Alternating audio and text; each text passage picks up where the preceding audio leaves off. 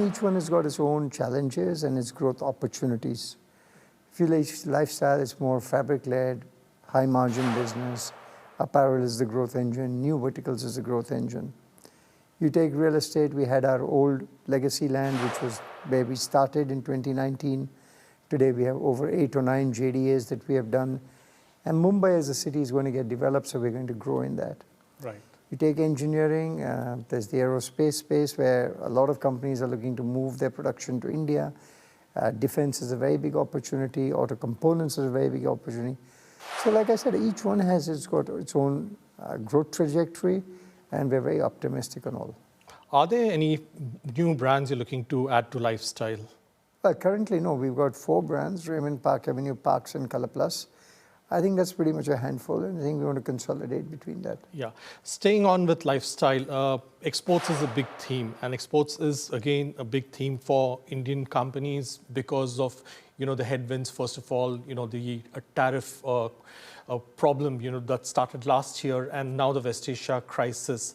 In terms of India has seen the US as a traditional customer, as a market.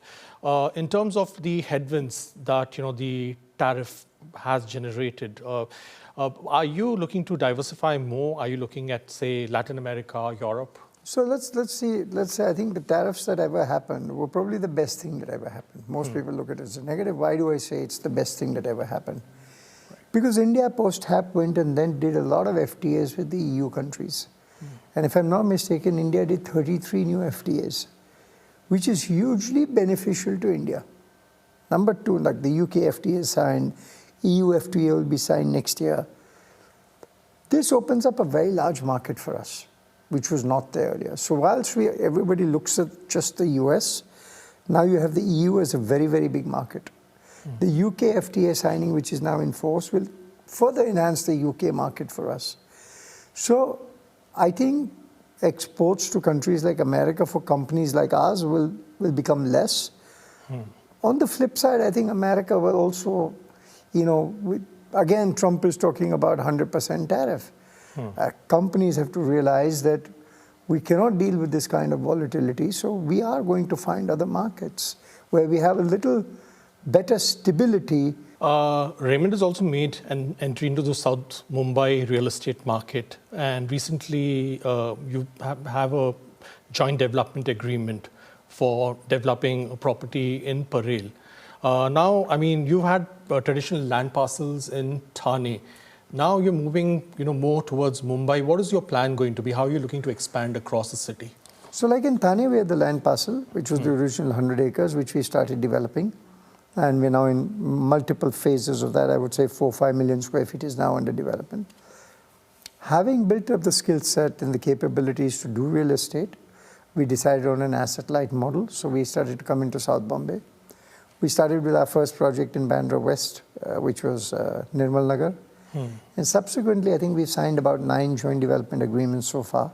Now your defense business has a new CEO. Okay, and this is a business which is growing in its profile in India, given the fact that security is such an important imperative for the country. But it's a fledgling business for you. How are you looking to grow defense? What are the kind of investments you're looking to put in defense? So currently, Mr. Bhanu Srivastava has joined us as head of defense, and we see a huge opportunity. There are tens and tens of wars that are going on in the world, and I think defense is always going to be required. You hear of the Iran war, you hear of the Ukraine-Russia conflict. These are the bigger ones, but there are like 100 wars going around the world. And the way wars are going to be fought is very different today. It's not going to be tanks and soldiers. It's going to be drones and technology and unmanned aircrafts, etc., etc. So we're in the process of finalizing a strategy of how we are going to get into the defense space. There are a lot of opportunities that we see. And when we're ready with it, we'll come back to you on that. Right. Coming to the West Asia conflict, now the war that's upended the global supply chains. Exporters globally have had a lot of problems to face, and so also Indian companies. Given the fact that you're in textiles, you are a garment maker, how has Raymond coped with this crisis so far? And going ahead, what is your outlook about the headwinds from it is this what issue? it is. You can't do much about it. But as a group, as you know, obviously you can appreciate, as real estate is becoming a larger part of the group for us, a percentage of export as a total group is coming down. Of course, the crisis in Iran and the Strait of Hormuz, etc., is creating massive disruption in supply chain, in pricing, in cost. In real estate, your costs are going up. So it is what it is. You just have to cope with it. But I always say, whenever there's a crisis, I genuinely believe that stronger players become even more stronger and the weaker ones fall by the wayside. So always look for the silver lining in the crisis, and this is one of them. Sure. Again, coming to engineering, okay, and aerospace, you have grown inorganically. I mean, when you bought the business, maybe about 2 years back, 2 or 3 years back. Are you looking at like growing the business through further acquisitions? Or it's going to be a mixed strategy. Yeah. It's going to, acquisitions are there, dime a dozen. We will look at the ones that actually fit our bill and are good for the business that we can scale up. And if it fits our bill, certainly we will look at it. Right. India is also emerging as a global manufacturing hub. And one of the aspects of that is that a lot of businesses, a lot of brands, especially in the textile industry, they're going to be coming to India. It's already happening with smartphones, electronics.